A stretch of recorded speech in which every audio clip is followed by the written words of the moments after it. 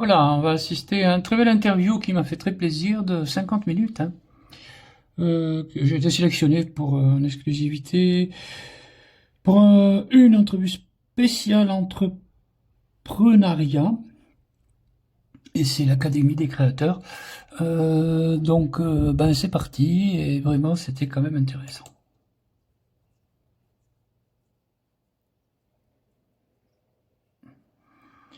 Voilà. Et je remercie donc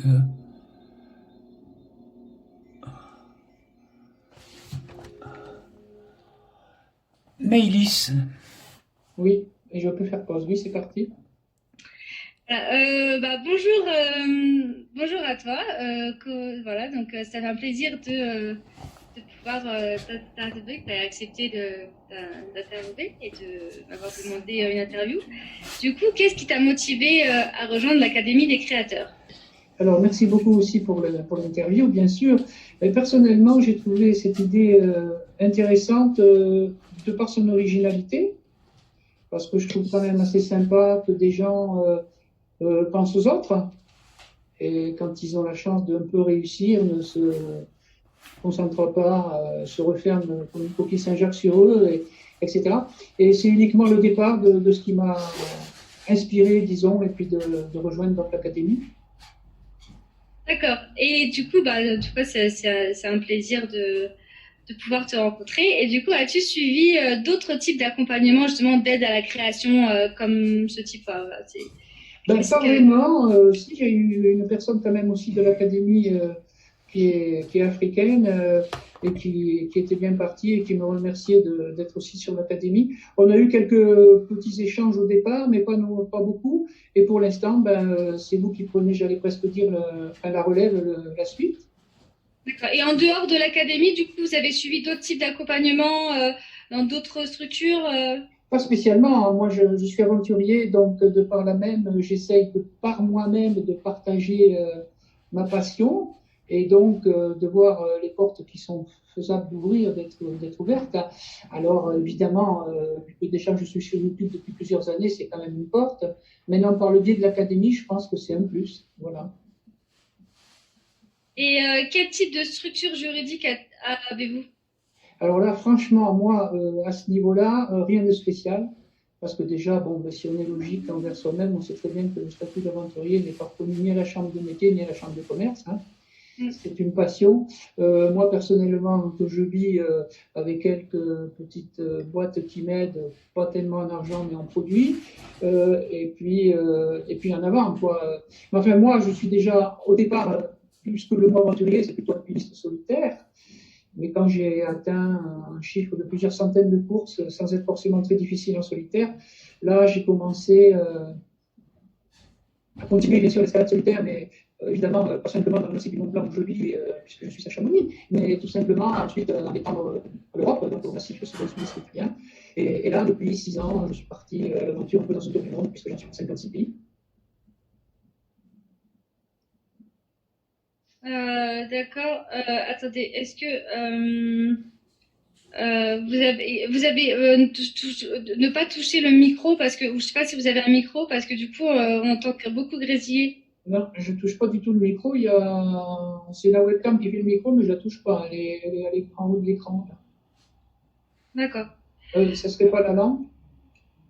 J'ai éteint la lampe. Ouais, non, non, Ouais. je crois pas. Ah, il y a une machine à laver qui tourne dans la salle de bain. Mais je pense pas que vous l'entendez pas tourner, si.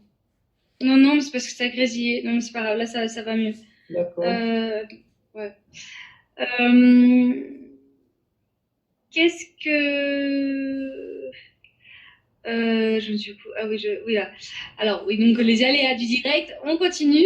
Mhm. Est-ce que votre chaîne YouTube vous apporte une sorte de liberté? Mais, ça apporte surtout le fait de savoir qu'on n'est plus tout seul, puisque quand même on fait des vidéos. Moi maintenant j'en suis à plus d'un millier sur YouTube. Certaines sont très courtes, mais d'autres sont plus longues. Mais on sait que ça va être vu par d'autres personnes et finalement ça c'est quand même technologiquement, j'allais dire, si on va par là. il y a encore une vingtaine d'années, ça n'existait pas. Et je trouve que ça, c'est un point de départ qui est quand même formidable et qui donne envie de persévérer et de continuer de voir les choses de cette façon-là. Personnellement, oui, ça bien sûr. Depuis combien de temps êtes-vous entrepreneur? Et entrepreneur, au cadre juridique proprement dit, moi, je vis avec peu de moyens, mais je les investis soit dans l'aventure en montagne, soit dans les voyages, et soit aussi bien dans la montagne en même temps que les voyages. Mais bon, j'ai pas un statut d'entrepreneur particulier, non, pas du tout. Je suis pas déclaré à une chambre ni de commerce ni de métier. Et quel est votre métier d'origine? Ah oui, alors là, moi j'étais mécanicien d'avion dans l'armée de l'air. J'ai fait la seule école en France qui existe, à Saintes, à la base aérienne 722 en entier. Et j'ai eu un très très grave accident de voiture.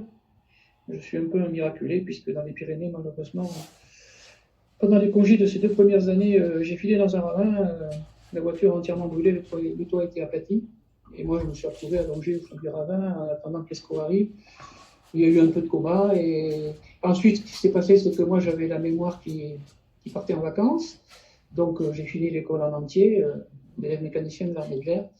Mais après, j'ai arrêté. Parce que je considérais que les avions, c'est pas des voitures. Hein. Une voiture est en empreinte de la route, ça va, mais un avion, c'est un avion. Il faut qu'il se pose. Et alors après, j'ai fait un peu, franchement, tous les métiers. J'ai eu un CAP d'électronicien. Mais après, j'ai aimé, en ayant souvenir de ma jeunesse en colonie de vacances dans les Pyrénées, dans les Alpes du Sud, de la montagne. Et à l'âge de 13 ans, j'étais au lycée climatique de Briançon, où j'ai pu apprendre le ski. Et où là, je me suis dit, j'ai lu le livre de Roger Frison-Roche, Premier de cordée. Et là, c'était une révélation. Et dans ma tête, je me suis dit, putain, je serai alpiniste, comme j'aurais pu penser, docteur, avocat, médecin, je ne sais pas.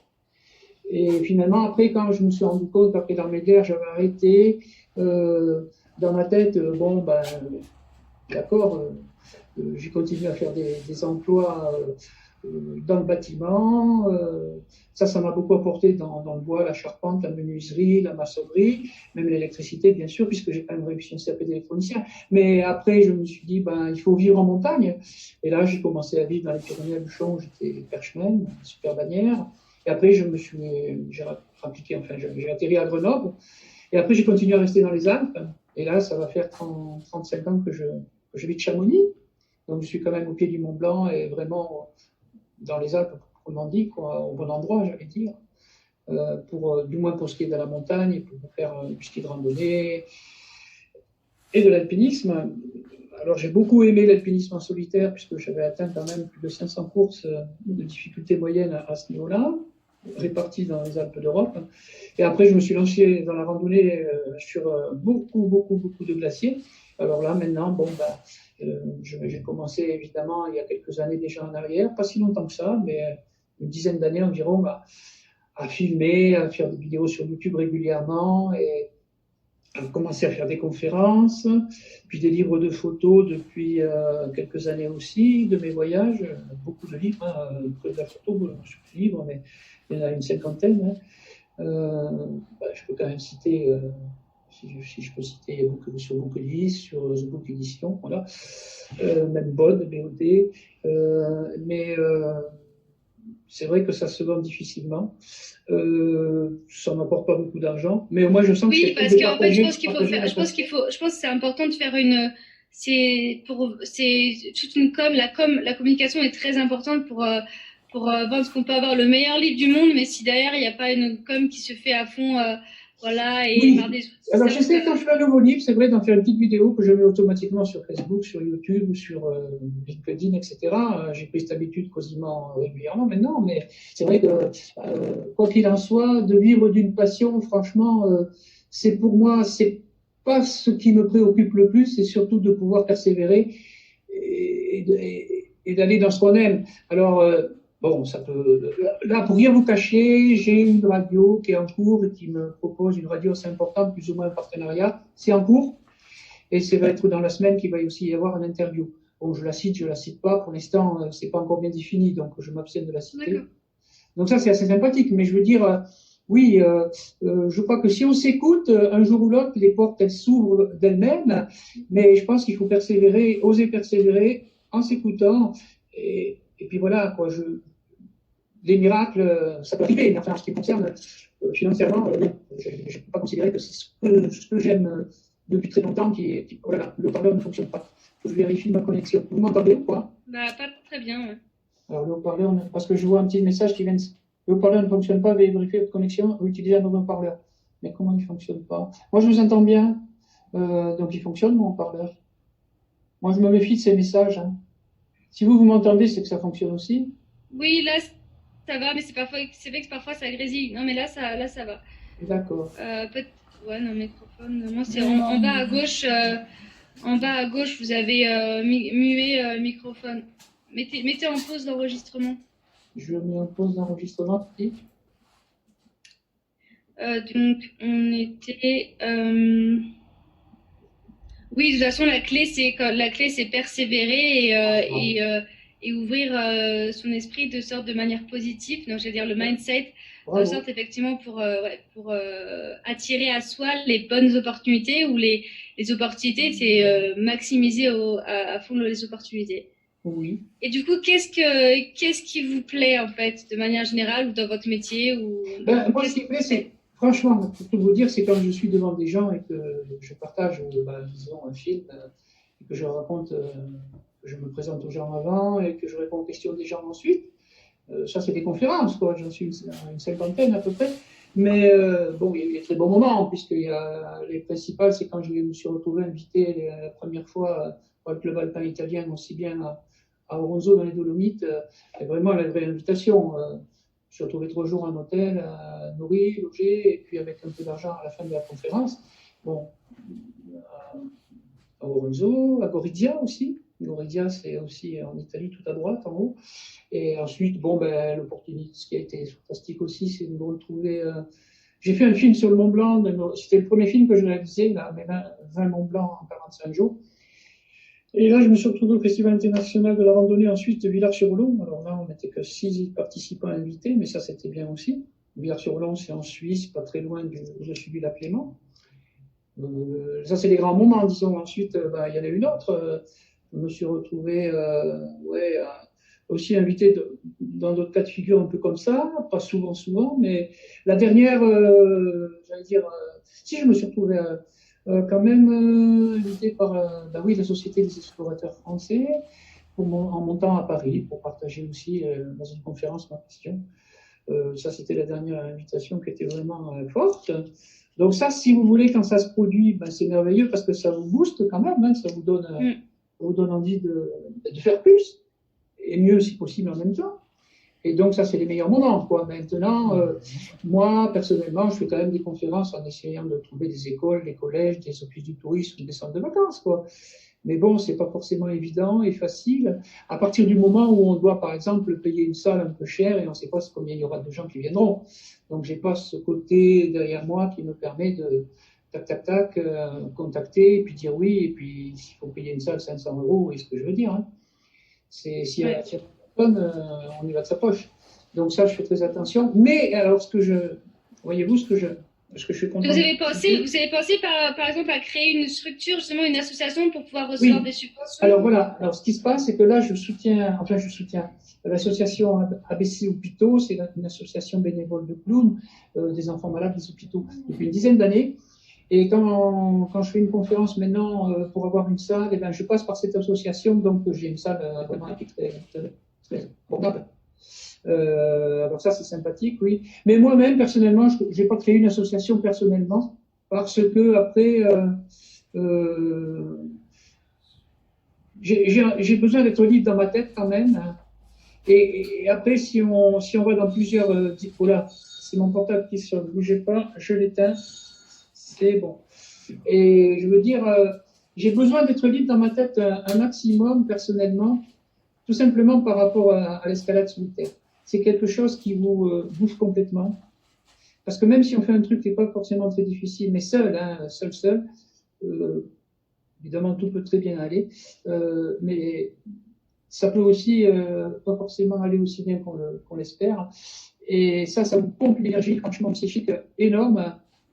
Et on ne peut même pas faire une sorte d'échelle de ce côté-là des choses, du cerveau, parce que ça vous accapare complètement. Et la nature, quand je la regarde, pour moi, elle symbolise une totalité dans laquelle, si on s'engage dedans, que ce soit en solitaire, sur un glacier, en solitaire, dans une ascension d'escalade rocheuse, glaciaire mixte, rocher et glace, et il faut être concentré, je vais dire, à fond, anticiper. Et il ne faut pas se sentir des obligations en même temps derrière. Alors ça, c'est par exemple, si on compare des sportifs dans le football ou dans d'autres sports que le foot, d'accord? Ça, ce sont des gens qui ils ont le côté motivation financière, certainement, mais ça peut être aussi quelque chose qui, du moins dans les trucs à risque, non, dans les passions à risque, comme l'alpinisme solitaire, ça peut être quelque chose qui n'est pas facile à gérer, voilà, tout simplement.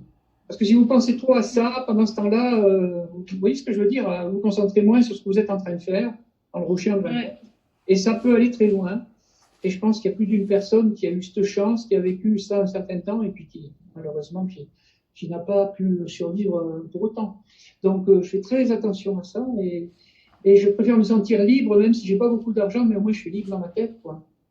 Bon, mais ça, c'est un état d'esprit, hein. Chacun a l'état d'esprit qu'il a, quoi, je veux dire, c'est pas...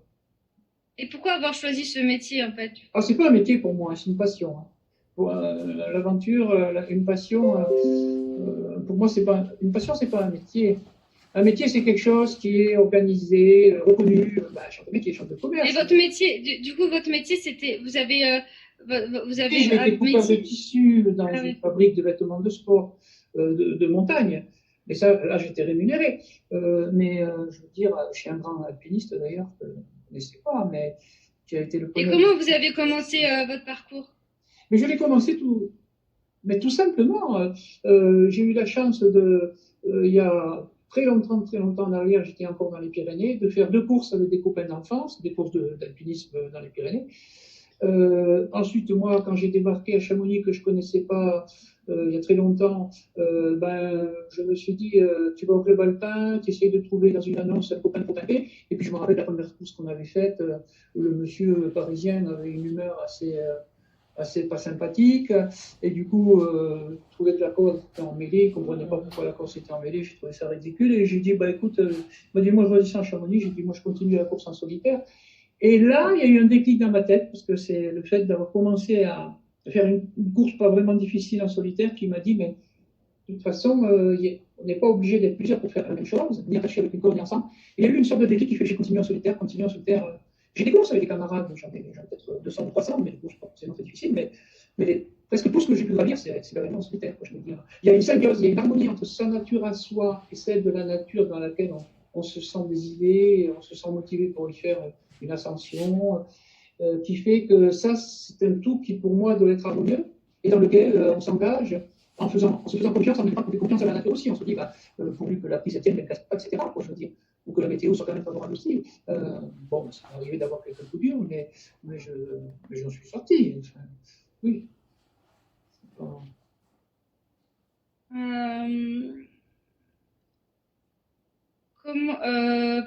Avez-vous suivi des coachings privés pour justement vous aider Jamais de la vie. Ah, d'accord. Non, franchement, je ne ferais pas esprit de vous dire des choses que je n'ai pas vécues. Non, aucun coaching non plus, non. Moi, j'ai quand même quelques boîtes qui... Une anecdote, un membre de l'équipe italienne de ski alpin qui fait des bonnets et des gants, un jour, il me prend un stop en Italie. J'avais un article de presse sur moi bien tourné. Je lui montre, il m'a dit... Je ne savais pas qu'il était fabricant de bonnets et de gants. Il m'a dit, tu viens à l'usine, je te donne des produits, et ça remonte à 15 ans. Et depuis, on est toujours en rapport. Et on va manger ensemble au restaurant quand on se voit 1 fois ou 2 par an, et il me redonne des produits et un petit peu d'argent. Pas beaucoup, mais je veux dire, des fois, pour moi, ça compte plus les rapports humains, pas forcément déjà axés ou liés uniquement à l'argent. Mais j'allais dire, je trouve ça sympathique. Et puis, moi, du moment que j'ai quand même de quoi me nourrir, et puis j'ai quand même le matériel adéquat, je vais de l'avant. Je veux dire, j'ai toujours un projet Et est-ce que vous aimeriez suivre des coachings privés ou des séminaires? Est-ce que vous avez déjà suivi des séminaires ou des stages pour justement vous aider? Pas spécialement dans le style coaching, non, pas du tout. Maintenant, c'est pas que j'aimerais pas, mais il faut se mettre des priorités. Et les miennes dans les médias, si je vous disais tout, j'ai une petite retraite de 800 € par mois. Quels sont vos futurs projets sur l'année à venir? Alors, pour 2020, voilà, il n'y a pas longtemps, j'étais à Stockholm en Suède. Pourquoi? Pour repérer un rêve que je voudrais faire, pour partir à pied, donc de cette capitale de la Suède, en bas de la Suède, en bordure du golfe de Botnique, qui lui partage tout simplement ni plus ni moins que la Finlande à droite et à gauche du golfe, il y a la Suède, qui aboutit au cercle polaire arctique. Alors, mon but, ça aurait été de marcher. C'est de marcher 1200 km pour atteindre le cercle polaire arctique. Alors, à savoir qu'actuellement, à l'heure où on parle, il fait entièrement nuit, il ne fait jamais jour à cet endroit-là. Oui. Marcher tous les jours 20-30 km, dormir dehors et puis en avant, quoi. Alors, Oui. je pense que je vais y revenir peut-être dans une 15 jours, 3 semaines pour que les jours soient un peu plus longs et que mon dos aille mieux parce que malheureusement, j'ai un disque pincé dans le dos que je soigne des piqûres à base d'eau de mer autour du disque pour soigner le disque pour qu'il se, un peu comme une éponge, vous mettez de l'eau, il se réépaissit. Et cette technique est très très saine et très bonne alors que pendant 10 ans, j'ai pris de la cortisone pour ça, mais ça ne guérit pas l'origine du mal. Et dès que le dos va mieux, je pense que je repars à Stockholm pour commencer concrètement. J'ai commencé, mais un tout petit peu, ce raid, essayer de mener à bien. Maintenant, sinon, après, c'est continuer mes sommets de plus en plus haut, à savoir que, si possible, en mai, fin mai, en juin, je prévois le mont Whitson en solitaire, qui est le plus haut sommet des États-Unis, en dehors de la rivière en Alaska, dans les Rocheuses américaines des États-Unis. Et sinon, à l'automne dernier, j'ai quand même pu réussir tout seul. La partie finale était en Russie, les 5047 mètres du Kazbek, en Géorgie, glaciaire. L'été dernier, j'ai pu aller faire en Bolivie les 5435 mètres d'un sommet facile, sans glacier, mais qui s'appelle le Chacaltaya. Et j'ai été en Équateur, où j'ai pu réussir aussi les 5126 mètres de l'élite Sinanorte, mais ça c'était en 2015, en juin. Dans ma tête, c'est d'essayer de continuer en persévérant vers des sommets au fur et à mesure de plus en plus haut. Si je peux cette année, il y aura certainement un 6000. Il y aurait éventuellement le pic Lénine, mais ça coûte un peu cher dans l'immédiat, qui fait 7000 mètres. Et puis après, mon bon. Voilà, une pause toute petite pour dire que depuis, j'ai quand même réussi les 6090 mètres au-dessus de la ville, la seconde ville du Pérou, Arequipa, en dessous de Lima, en bas du Pérou. Du volcan Chachani. Allez.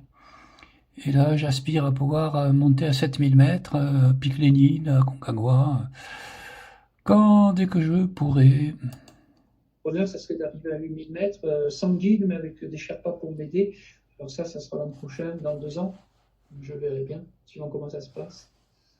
Ah oui. Des projets très ambitieux d'ailleurs. Ambitieux dans mon esprit, oui et non. Ambitieux par rapport à des gens qu'on ne connaît pas, certes, oui, quand même, je pense, oui, mais pour moi qui ne sont absolument pas démesurés, quoi. Même si ce n'était pas l'Everest, que je faisais les deux 8000 les plus faciles, se nomment le Shoyu et le Kanchenjunga, dans la chaîne de l'Himalaya qui en compte 14. C'est les plus faciles à réaliser, entre guillemets, évidemment, puisqu'il y a l'histoire de l'altitude qui joue. Ouais. Avez-vous fait... oui, oui, allez-y. Non, je vous écoute. Mais je veux dire, c'est toujours pareil. Tant qu'on est à 5-6 000, les choses sont abordables, mais dès qu'on atteint les 7 000 et qu'on s'en prend aux 8 000, malheureusement, le système est fait qu'on vous prend de l'argent pour vous demander le droit, pour vous donner le droit d'être là-haut, et on ne vous prend pas 50 €, c'est ça que je veux dire. Ouais. Ça, c'est pas facile non plus à gérer, mais bon, c'est la vie. Je préfère essayer de gérer ça que me retrouver... et subir une usine pendant 40 ans ou un bureau quelque part et un patron. Ouais, oui, c'est surtout ça, c'est avoir un patron, c'est souvent, on aime bien pouvoir être libre et pouvoir être libre de ses horaires sans recevoir des ordres à droite, voilà. À gauche. Exactement. Et avez-vous, oui, sur ces bonnes paroles, du coup, avez-vous fait déjà des partenariats ou quel type de partenariat Oui, j'ai été testeur chez une boîte que je nommerai pas parce que bon, ça a duré 2-3 ans. Oui. Il y avait 140 ouvriers, sac de couchage, plus grande quantité c'était pas de la plume, du duvet, mais enfin synthétique en Europe, 140 personnes, on n'était que 2 testeurs, un guide et moi. Pour tout vous dire, en 3 ans, je nommerai pas la boîte, j'ai pas eu 1 euro sonore dans ma poche, quoi. Je veux dire, j'étais sur le catalogue, mais ça s'arrêtait à ça. Et j'avais des produits, ça encore. J'ai aussi vécu le même genre de choses, j'avais 200 magasins que je ne comprends pas non plus. C'est pareil, j'avais pas d'argent, j'avais des produits. Et ça fait 30 ans que j'ai eu ça, quoi. Le peu d'argent que j'ai pu avoir, si j'en mettais sur une table, on n'irait pas en 2008 mètres, ça c'est sûr.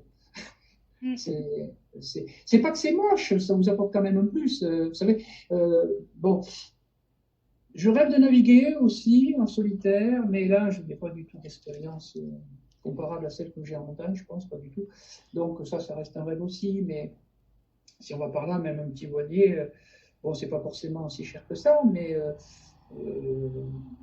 les rêves, en général, moi personnellement, la montagne, j'ai fait 3 traversées des Alpes en solitaire, une en 2010, de Nice à Venise en 73 jours, en vidéo, qui est d'ailleurs un film qui est sur ma chaîne YouTube, une autre en 2011, de 90 jours, et une autre en 2012, consécutive de 75 jours. Donc ça, c'est 3 aventures aussi formidables que j'ai fait en 3 films. De temps en temps, je fais une conférence pour passer un film comme ça. J'ai un film sur le document de l'aventure, c'est-à-dire que là, c'est axé sur ce que je fais en voyageant à l'étranger, bien sûr, loin ou pas loin, mais un peu quand même axé sur la nature forte, la montagne, ou des endroits où la nature est quand même donne des impressions, j'allais dire. Alors ça, j'en ai fait un film aussi. Bon, ben oui, j'ai quelques films que j'ai réalisés. Maintenant, quand il y a une conférence, même s'il y a 15 personnes, moi, je suis déjà content, mais je veux dire, c'est pas vraiment ça qui permet de vivre non plus, parce que c'est très difficile d'arriver à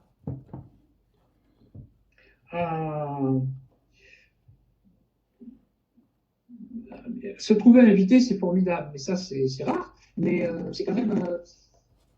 ça demande de l'organisation. Même si c'est à 50 km, faire une conférence, il faut aller une semaine avant pour les affiches, voir un journaliste, etc. Tout ça, ça représente quand même des frais aussi. Donc c'est pour ça que j'en fais, j'allais dire, bon, comme ça, de temps en temps. Je ne me prends pas la tête pour en faire régulièrement, parce que finalement, si on filme ça, la salle c'est plutôt oui, mais ce n'est pas le cas tout le temps.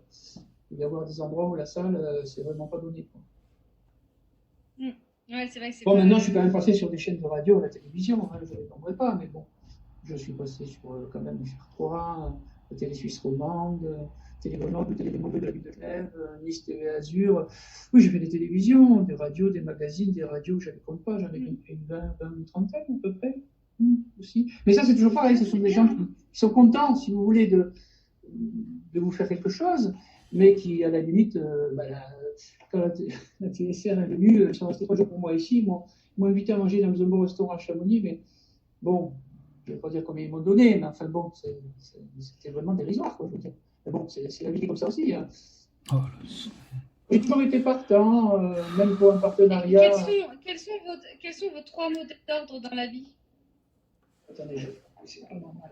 Les 3 mots d'ordre. Oui, si vous en avez 4, c'est pas. Ouais, quels sont les 3 mots d'ordre dans la vie qui vous impactent beaucoup la liberté, je pense. Qu'il faut être capable de. Si on la veut pour soi, la liberté, il faut, je pense, il faut la vouloir autant pour les autres aussi en même temps. Mais c'est presque parler pour rien dire. Parce que bon, si tout allait pour le mieux, aucune loi n'existerait sur Terre. Tout le monde serait libre à 100%. Pourquoi certains moins que d'autres et d'autres plus? Oui, bah. Ça, c'est très grave pour moi. Et moi, ce que m'apporte la nature, c'est de surfer au-dessus de tout ça. Parce que la nature, quand je vais faire une ascension solitaire, eh ben, je sens ce que je dois faire. Mais la nature, elle me repousse pas. Elle me dit, elle me parle, d'accord, mais je voulais dire, c'est un dialogue sain parce que il n'est pas lié à. C'est un peu comme vous êtes gamin sur un manège, et puis quand vous faites pour attraper une queue de tigre ou je ne sais pas quoi, là, on vous fait descendre à côté, relever, et au moment où vous allez attraper, on lève la. Ben, la nature n'est pas ça, je pense, dans la montagne, quoi. Elle ne se rétracte pas. Quand je commence à gravir quelque chose, la voie ne disparaît pas. Elle continue. Et c'est mes yeux qui continuent de la voir et de décider comment je dois m'y prendre. Mais c'est un peu comme en mer. Quand vous êtes parti au large, au grand large, ben, la mer, elle reste à la mer, elle ne s'évanouit pas. D'un seul coup, elle ne disparaît pas. Ou elle ne devient pas du solide à la place du liquide, je veux dire. Si, il peut y avoir un nous qu'on ne voit pas un récif, oui, ça évidemment. Oui. Et c'est pour ça, la nature m'apporte beaucoup. Et Et je table là-dessus pour ensuite essayer de faire en sorte que la nature humaine me donne l'impression de m'apporter en comparaison autant. Ça c'est un challenge psychologique, un challenge personnel, mais c'est un peu ma clé à moi. Hein. J'essaie de trouver un challenge qui s'équilibre harmonieusement, c'est voilà. De la nature de la montagne, des cimes, des glaciers, des rochers, et à travers ma nature à moi, et ensuite ça, de me dire, ben oui, je peux partager de telle façon, avec des images, en conférence, en faisant des livres de photos. Voilà. Ouais. C'est tout. Moi, après, je pense que le reste, pour moi, il n'y en a pas, parce que je suis croyant, je crois en Dieu, je crois en une personne qui nous a tout donné gratuitement, et nous, ce qui nous semble être le résultat de la réussite, hein, psychique, on va dire, oui, finalement, eh ben, c'est le côté financier, mais côté financier, ah non, je coupe, excusez-moi, je vais l'éteindre, c'est pas gentil. Voilà, eh ben, non. Moi, je sais pas, moi, en l'honneur du Créateur, je me dis qu'au fond de moi, j'ai rien à réclamer à personne. Personne ne devrait rien se réclamer. Si on a des dons, eh ben, on les met en route, qu'ils soient comme vous, de s'intéresser aux autres, de faire des interviews, mais c'est ça votre richesse, c'est ça votre impression de vivre quelque chose. Vous n'êtes plus toute seule. Et moi, dans la nature, j'y suis peut-être tout seul, mais ensuite, quand j'en reviens, si je le partage, alors là, il y a un échange qui, pour moi, le vrai trésor, qui me semble apporter vraiment quelque chose dans lequel je ne pense même pas à l'argent. C'est ça que je veux dire. Maintenant, une planète sans argent, oui, on a dit, ça peut faire rire, mais moi-même, j'ai du mal et je me fais beaucoup de réflexions philosophiques, on va dire, à ce niveau-là, de plus en plus, parce que je me dis, mais pourquoi tout le monde doit essayer d'en tirer un profit financier, alors qu'au départ, il y a un créateur qui nous a tout donné. Je me dis, il y a quelque chose qui est quand même un peu... Et quand on a ça, ben on veut plus et ça n'en finit pas. Ouais. Et ça, moi, ça m'effraie. Ah oui. Ah, donc justement, en parlant de... J'ai l'impression de manger, d'être bien habillé, d'avoir une voiture un peu comme tout le monde. On dirait que ce qu'on attend de vous, c'est d'être encore mieux habillé, de mieux manger et d'avoir une voiture encore mieux. Mais je veux dire, mais c'est absurde, je ne comprends pas. On m'a donné une vieille Mazda de collection qui vient de me lâcher, le moteur a serré, mais je l'ai gardé 3 ans, mais j'étais heureux, les gens la regardaient, d'être avec, et je me disais, mais je veux pas une voiture récente, une voiture neuve, non, mais j'étais content avec ma vieille voiture. C'est comme ça, je sais pas, moi, les gars. Et en parlant d'effraiement et de peur, justement, qu'est-ce qui vous fait peur, justement? Parce que c'était ma prochaine question. Non, justement, rien ne me fait peur. Au niveau, je ne comprends pas pourquoi il faudrait que quoi que ce soit, de façon obligée, à un moment donné, fasse peur d'une façon ou d'une autre à qui que ce soit. Mais non, pourquoi la nature qu'on nous a donnée gratuitement devrait nous faire peur à un moment donné? Mais pour quelle raison? Celle de ne pas éprouver son à cause de nos croyances limitantes qui nous ferment, qui nous bloquent. Ouais. C'est affreux. Si vous avez une idée personnelle, vous essayez de l'épanouir. L'interview repart. Il était vraiment intéressant cette interview, je le reconnais. L'argent, et ça nous le donne. Et nous, le seul truc qui nous donne gratuit, nous on essaie d'en tirer un maximum d'argent. Et le truc comme ça, comment quel avenir il y a? C'est comme ça, on fait un très beau cadeau qu'on ne voulait pas pour votre anniversaire. Et puis après, le cadeau, une fois qu'on l'a dans les mains, oh là là. Qu'est-ce qui se passe avec le son? Le haut-parleur. Voilà, ça repart, vous inquiétez pas. Bah là, non, là, c'est pas la peine de faire pause parce que là, c'est bon, ça, je vous entends. C'est juste qu'il y a des moments où ça grésille. Oui. Je sais pas d'où ça vient. Donc, moi non plus, d'ailleurs. Tout à l'heure, ça grésillait quand on était avec WhatsApp. Mais là, ça grésille pas. De mon côté, j'entends pas de ça doit être la connexion ou je sais pas. Du coup, quelle serait votre liberté si vous deviez être libre totalement? Ce serait de faire quoi? Mais je m'oblige d'être libre totalement. Vous savez, j'ai vécu en camping sauvage 2 hivers entiers à Chamonix.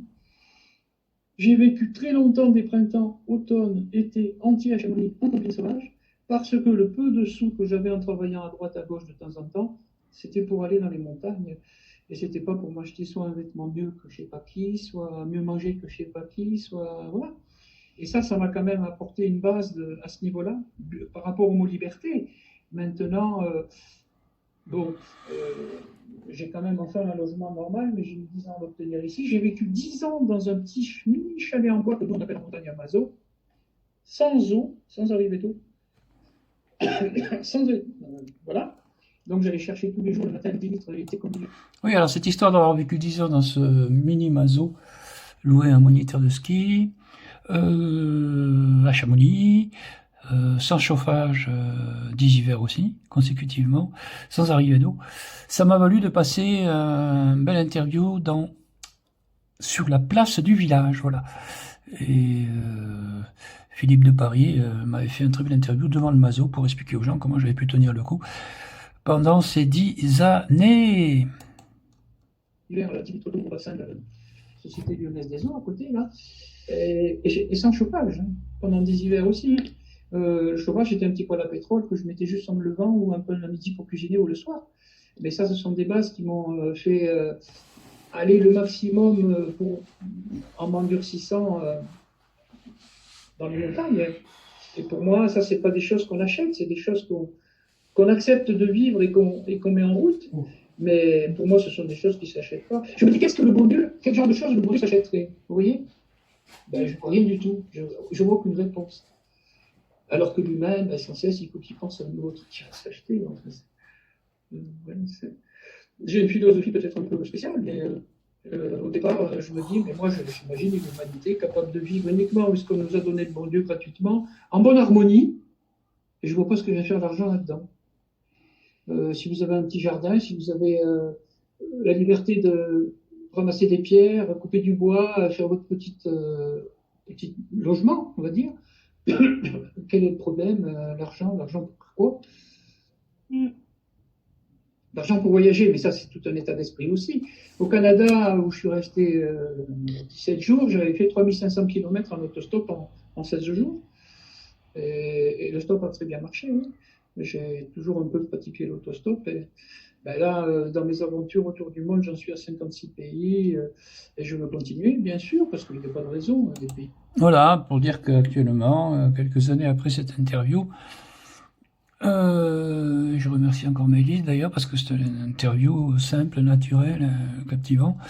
J'en suis à 72 pays, j'étais, à l'heure où je vous parle, on est en 2024, et le dernier pays c'était le Koweït, et on est, à l'heure où je vous parle, on est le 24 mars 2024, voilà. Et c'est cette année, en début d'année, que je me suis rendu au Koweït. Il y en a beaucoup plus que ça, ouais. Et dès que je peux repartir un peu loin, ben, à l'étranger, je le fais, quoi. Bon, il y aura les États-Unis au mois de mai, au mois de juin. Là, je vais peut-être partir au Liban, passer un peu quelques jours en randonnée, avant de repartir à Stockholm, en Suède, pour ce fameux raid, là, 2000 km, ça peut voler. Je suis comme ça, quoi. Je suis pas marié, j'ai pas d'enfant. Bon, j'ai bien eu des relations, enfin, ce n'était pas ce que j'en souhaitais. C'est une liberté, mais ça, attention, il ne faut pas se leurrer. Humainement, en fait, pas. On peut se leurrer en se disant, c'est parce qu'on est seul qu'on est plus libre. Ça, je ne le pense pas. Je pense qu'on peut trouver l'âme sœur qui vous rend heureux, même si elle ne pratique pas plus la montagne que la mer. Il n'y a pas de raison non plus de ce côté-là des choses, quoi. Donc, mais bon, ça, c'est la vie qui est comme elle est, mais je la bouscule pas non plus comme un jeu de quilles. Ça sert à rien. Et qu'est-ce que vous faites pour vous relaxer et vous détendre? Oh ben non, la montagne m'apporte suffisamment à ce niveau-là. Rien de spécial.